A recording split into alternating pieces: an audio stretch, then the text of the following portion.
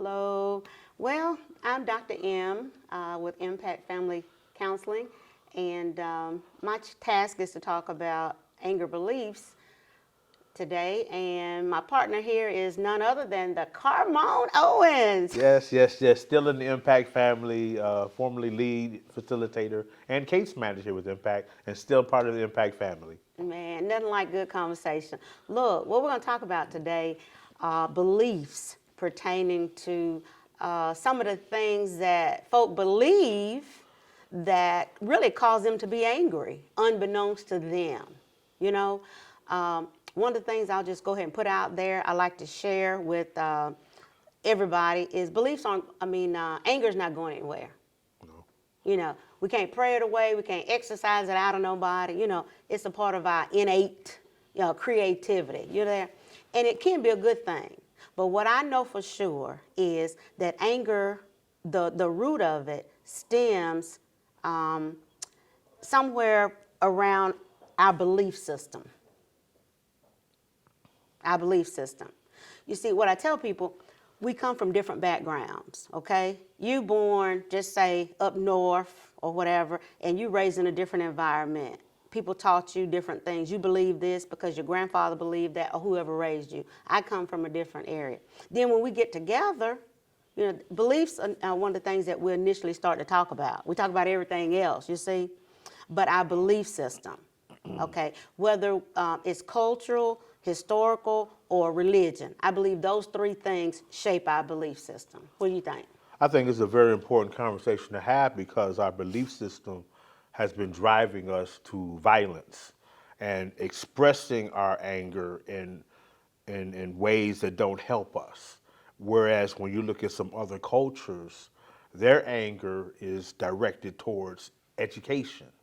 And the same anger that can cause you to shoot somebody is the same anger that can cause you to become a cancer researcher and put 14 hours a day into finding a cure for a disease. It's still anger, but it's vented in different directions. And we've been taught this learned behavior of expressing our anger and in ways that don't help us to have healthy outcomes. And whatever environment we grew up in, that's how we learned, okay, this behavior. So it is directly related to our beliefs, okay? If someone believes that the only way for me to defend myself, you see, or respond to what you have to say is in violence or is in cussing, then that's all I know, you see. A lot of our young men now believe I'm not even going to waste my time fighting you. I'm going to shoot you and be finished with it. You want to fight? Fight this. And there is no stigma attached to shooting somebody nowadays. This has become prevalent with some of the young ladies. I'm not fighting with a random. I carry a baby Glock for that. So the belief system has changed where the short-term benefit is not even compared to the long-term consequences, and it's acceptable now. You shot him over. Yeah, you should have shot him. I would have shot him too. Well, this is a negative belief system that's not taking us where we need to be as people. So I'm glad we're having this conversation. But just what you said, okay, let's go back to that. I can think back to just say being a youngster. I think I got you by a few years. But, people used to have what I would call just a healthy argument back when, okay? Or people would fist fight and duke it out and say, man, the other day you beat my such and such. There's none of that now, you see? So somehow along the way, I don't know if the violence and the aggression just became a norm or if parents stopped exhibiting, you see, or either having those conversations with the young folk. Everything starts with a conversation. Talking about what we really believe, I'm not so sure that's a conversation that most folk put on the table right now. Well, in terms of anger, video games aren't the fault. Rap music is not the fault. A lot of people like to say that. Rap music is merely reflecting what's already in existence. Rap music doesn't drive young people's behavior. Rap music is reflecting the behavior that's already out there that a lot of people who are not in those spaces have no idea even exists. So let's get that out the way. So if you want to know, one of the first things I do whenever I work with a young person, I want to know who's your favorite rapper. Because that's going to tell me a lot about your belief system. Without you telling me your belief system, you telling me your favorite rappers and some other information gives me some direct insight because different rappers have different belief systems. Got And if it. you identify with this belief system, it's showing me a great deal of where you are in your belief system or how your belief system is being shaped. Because we don't talk with each other, and I had a prior session with Nigel about communications, a lot of times we don't care to find out what somebody else's belief system is. And if I find out what your belief system is, it really shows me how to deal with you. I can't assume you've been raised this way. I can't assume we have the same philosophical or spiritual belief. I can't assume your childhood experience or adverse childhood experiences to be anything other than what they are. So there isn't a lot of effort to find, even in relationships. This is why we have some of these horrible toxic relationships. Oh, you telling because me. two people just got together and became intimate who had no clue of the other's belief system until after the fact. And now you got two people who are intimate who clearly can't stand each other. Exactly, exactly. You know, and what I propose is, and I know we've got to just go way back and start over again with some things, okay, in order to correct them. I propose parents allowing conversations with their children or with their grandchildren. It's not a lot of that, you see. It's not a lot of that. And so dismissing their thoughts, you know, and really listening to them without saying, you know, well, get on out of here now. I don't want to hear you say that anymore. Okay, well, if I've got that on my mind, you see, I'm going to find out some information from someone. And whether it's right or wrong, I'm searching for answers. And if you won't listen to me, you see, so I can't express how I feel or what I'm thinking, that does something to me. You see what I'm saying? Even as a little person, you see what I'm saying? But a lot of parents, in my opinion, don't take the time to really hear their children out. So I'm proposing if we start where we are, we can't go back and undo any of that, and begin to talk to these little people. And that's what I call them. You see, I believe that will kind of help them tunnel through some of what they're feeling and thinking that causes this anger to build up, and then they act it out later. You see? Oh, that's a great point because if I'm a young person, I don't need my parents anymore. I've got social media to validate me, to reinforce me, to be my echo chamber. And if not careful, if parents aren't careful, I'm spending half an hour talking to my parents, but I'm spending 3 or 4 hours on social media. Well, if you get a half hour, you're doing good. And I'm not being judgmental, but you know, society, you know, and video games, you know, and the cell phones that the parents pay for that they give these kids, that's what's stemming their belief system now. So the shaping of my belief system based on likes, Exactly. comments, Bingo. shares, Bingo. videos, and people showing me highlights of their life, which are far detached from reality, but I'm looking at my life in comparison at the highlights of their life, and I'm feeling inadequate. There you go. So now my belief system is shaped by a false sense of reality. Exactly. And because my parents don't come in and give me balance and leverage, That's it. now I'm growing up a warped individual. That's it. I mean, you working hard, you working overtime to make sure I got all the things and stuff. You see what I'm saying? But what I really need is to have a conversation with you and you be able to answer some questions for me, you see, and then just impart some knowledge into me, you know, kind of give me some guidance a little bit. You see, listen, they're not going to follow all of it. You didn't follow all of it. I didn't follow everything. You see what I'm saying? But at least if I've got somebody that I can talk to, that I feel like really care enough about me to hear me. You see what I'm saying? That helps me. That's huge, though.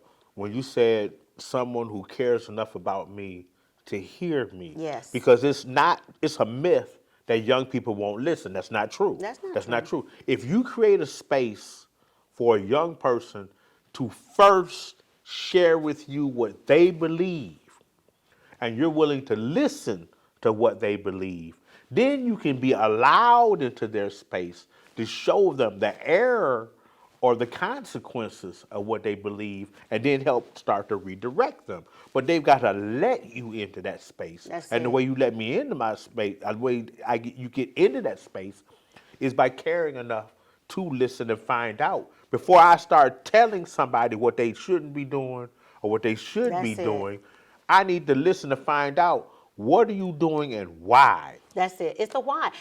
There's got to be an element of trust there. Yes, You see? yes, yes. So if I don't feel like I can trust you, I'm not going to open up, you know? And a lot of times I like to use my great-grandson, 8 years old, kind of a little bit, I say AD, HD, or whatever they call all them H's and D's some of these kids have now. But the first thing people want to do is go throw them on meds, And I'm not bashing meds, but some of it, I believe, the children just really need somebody to listen to them and pay attention and hear them. Because when he don't feel like I hear him, that's the first thing he'll say to me. Well, Nana, you want to tell me this, but you don't want to listen to me, so da da da da.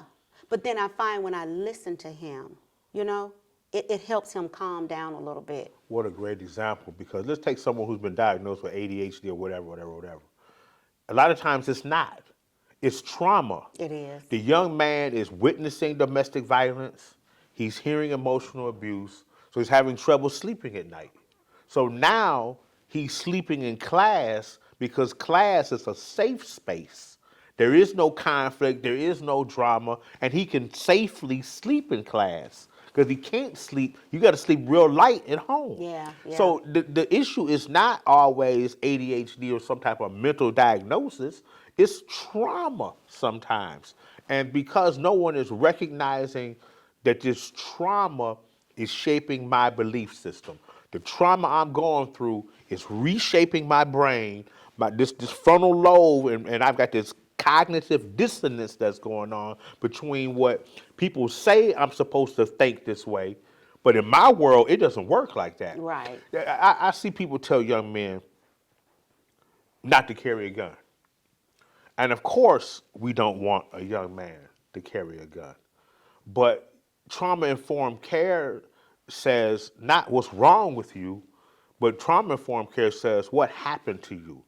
If I've seen somebody close to me get shot, I've seen horrific violence, and I want to feel like I'm safe and protected, this has now become my security blanket. We all know in Charlie Brown, I think with Linus, had the Linus security blanket. Right. Okay, and you didn't even think about taking away that security blanket from him because you understood the significance of that. Right, but for a lot of young men, the gun has become the security blanket. And if you don't recognize that, I don't feel safe in the space where I am. And this makes me feel safe. And you're not going to take this away from me because I don't feel safe otherwise. But this has become my belief system, which is so far from an older person's belief system, they can't relate to me. So now since you can't relate to me, you can't talk to me. But if you try to, like you talked about, you care enough about me to try to listen to my belief system, whether you like it or not, whether you agree with it or not, listen to me. One of those common things I hear young people say is, Mr. Carmone, people always trying to tell me what to do, but nobody never want to listen to what I'm going through. That's it. And when we think about anger control, I said, wow, anger is such a big thing that, an author wrote a whole book on anger control. Ain't that something? Oh, it's a good book.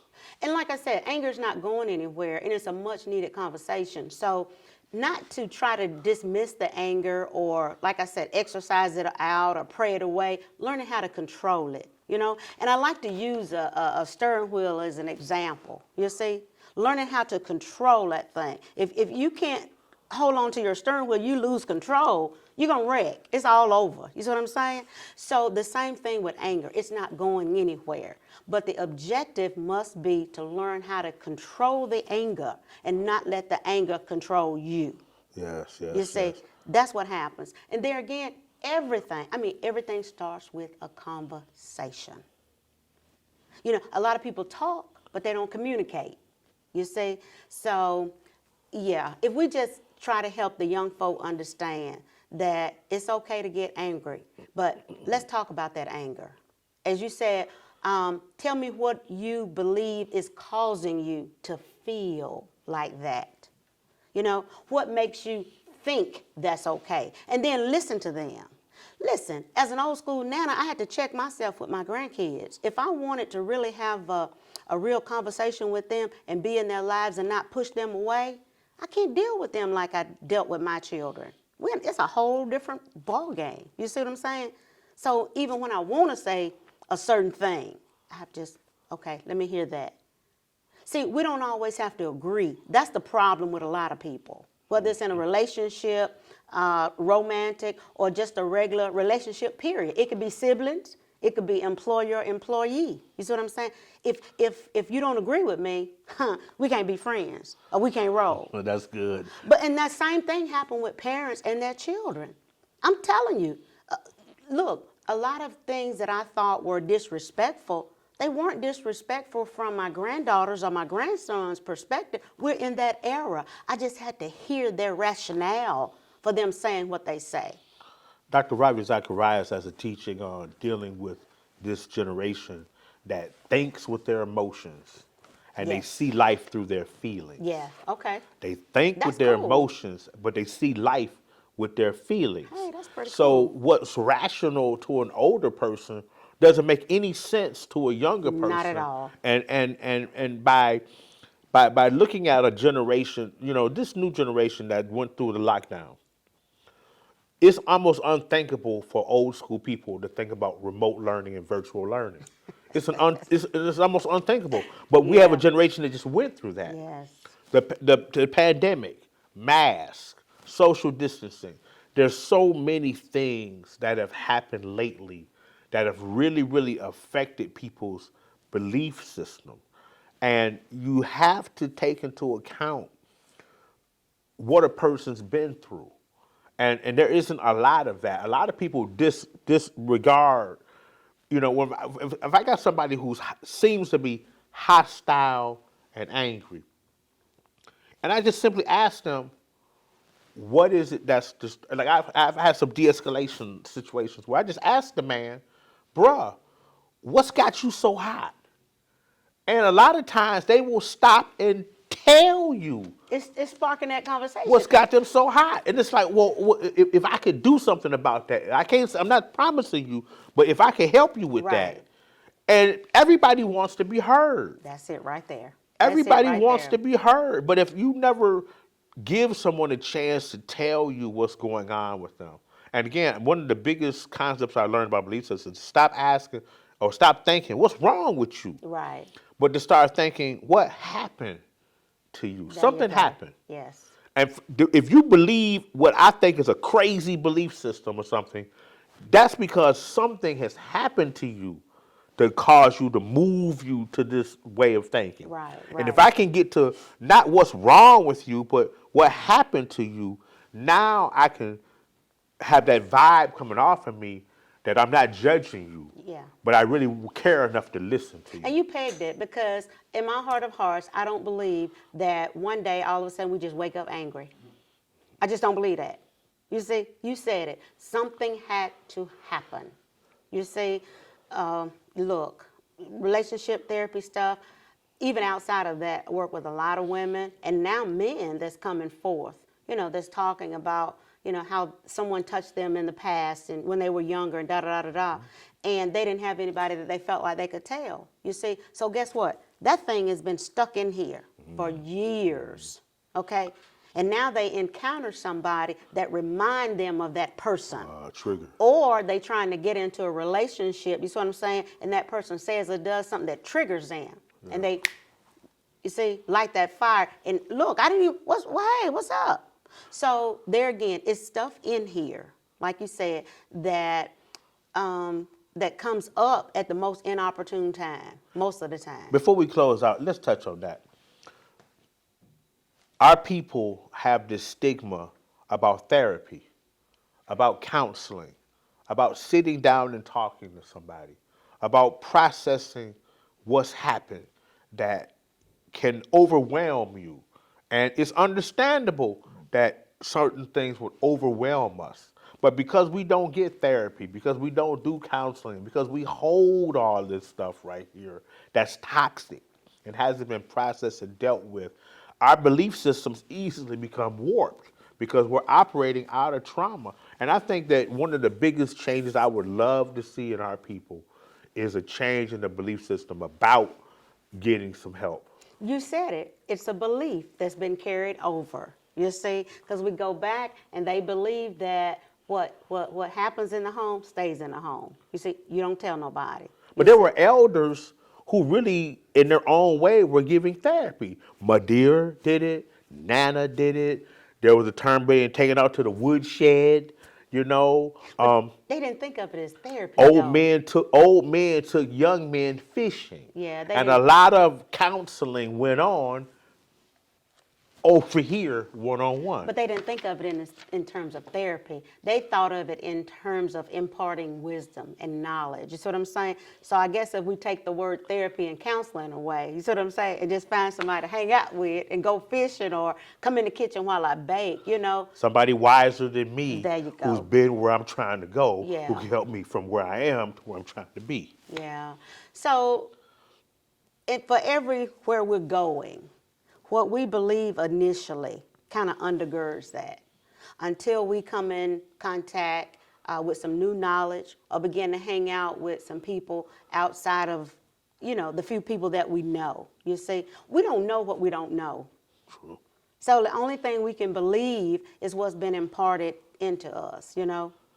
So, yeah, it's more than we can talk about in this one little segment, but I know that if you don't get your anger under control, based on what you believe, you see, and you don't grow past that, you will never be able to live what I call a fulfilled life, you see. Because a lot of things that we were taught, they weren't bad, you see, but they won't work in this era.